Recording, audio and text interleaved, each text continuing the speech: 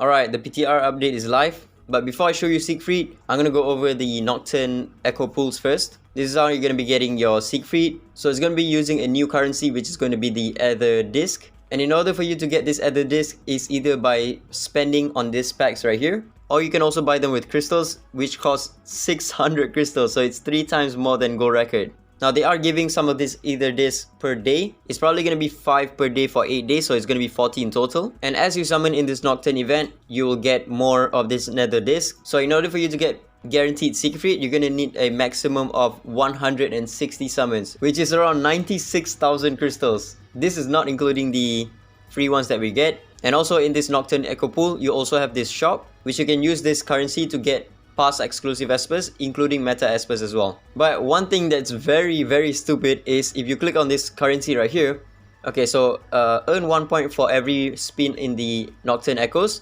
So for every 1 spin, you get 1 point. So in order to get either Sloan or Meta Liling, you would need 200 summons. 200 summons is fine. Look at the second part. Points will be reset when the current Shadow Song shop ends.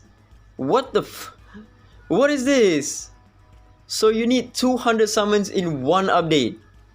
This is so brain dead retarded, man. I don't know. I'm hoping this is worded wrongly, because what's the point of this shop if all of the points are gonna be reset on the next update?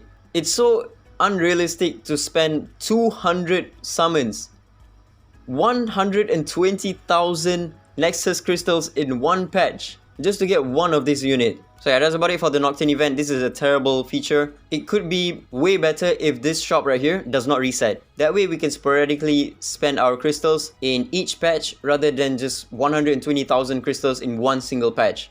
That's just way too brain dead. So Lilith, if you want to reset this Ether Disc every 20 days, it's still pretty brain dead, but I don't really care about it that much as opposed to resetting this shop right here. Alright, enough ranting. Let's take a look at Siegfried. His S1 has a 160% multiplier with buff blocker as well. His S2 and S3 has a whole paragraph. So let's get to it. Gains absorb and recovery for 2 turns. Attacks all enemies. Damages goes to 120% of attack. And then dispels immunity from all enemies.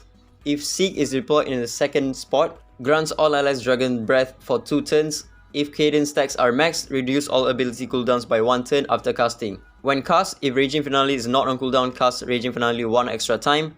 And it has a 4 turn cooldown. Dragon Breath is attack plus 15% and triggers 1 turn damage effect from the Echo Scar on the target. Won't reduce the duration of Echo Scar, grants Sieg 1 stack of Cadence. His S3 attacks all enemies, damages goes to 250% of attack, triggers Poison Bleed and Echo Scar on the target for 1 turn. Won't reduce the duration of each effect, and the passive is immune to sleep, petrification and disease, healing efficacy plus 50%. Inflicts 1 stack of Echo Scar on the target for 2 turns after every attack, and applies 1 extra stack of Echo Scar on the attacker for 2 turns when counter attack on a 4 turn cooldown. And Echo Scar is each stack reduces the target's attack and defense by 3%. At the end of the target's turn, they take damage equal to the number of stacks multiplied by 30% of Sieg's attack, which is able to crit, and also restores his HP by 20% of the damage dealt. It lasts for 2 turns, maximum 10 stacks, so you can go up to 30% defense and attack decrease, and 300% of his attack that can also crit. So this guy is going to be absolutely broken for shadow bosses, and I think he's also going to be very good in False to Fantasy as well. His captain ability is 30% attack universal, and his divinate is when casting Raging Finale, there's a 50% chance of extending the duration of all Echo Scar stacks by 1 turn. Now keep in mind, he does have a Golden Rim debuff, so it will go through regardless of whether the enemy has immunity or not. His rival rune is War set on Grove set. His Resonance R1 Raging Finale increases Echo Scar's damage per stack to 50% of his attack.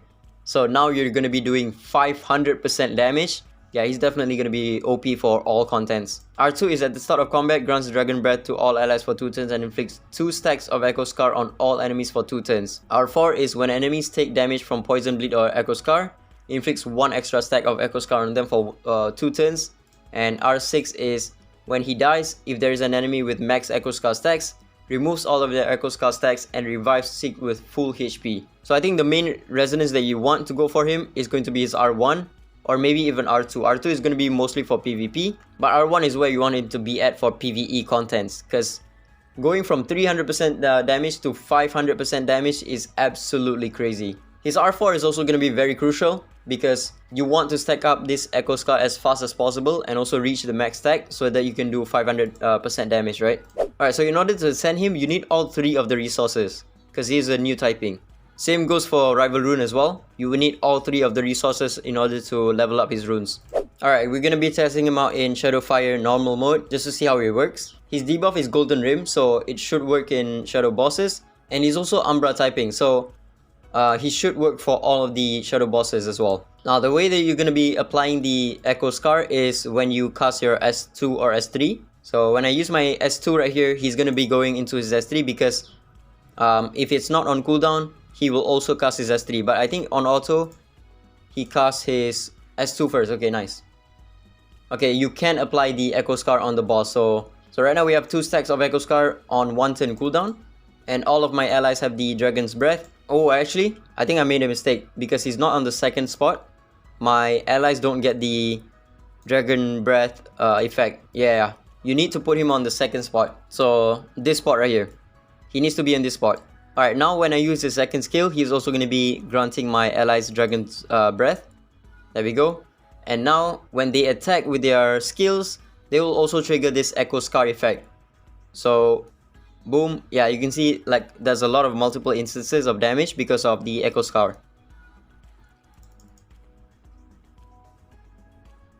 I don't know why he's getting a bunch of turns. I think he's just doing like 3 turns just now. There's nothing in his skills that grants him bonus turns or something. I think that was just a bug. And also whenever the enemy takes a turn, they will also take the damage from the Echo Scar. Alright, so right now I have 9 stacks of the Echo Scar. When I use his S2, he's also going to be casting his S3 and also give my allies the Dragon Breath. And for some reason, he gains another turn, which is a bug. Alright, so now when my Sakura attacks the enemy, she's also going to be triggering the Echo Scar damage. So I'm going to use her S1. Boom, look at that. All of those instances of damage is from Sieg's Echo Scar effect. So you want him to be... Look at the damage. Look at the damage! My relics on this account is absolutely garbage, by the way. He's doing like 700,000 per proc. Look at this. Look at this. I'll show you the relics of this and you're gonna be very surprised because it's absolutely garbage.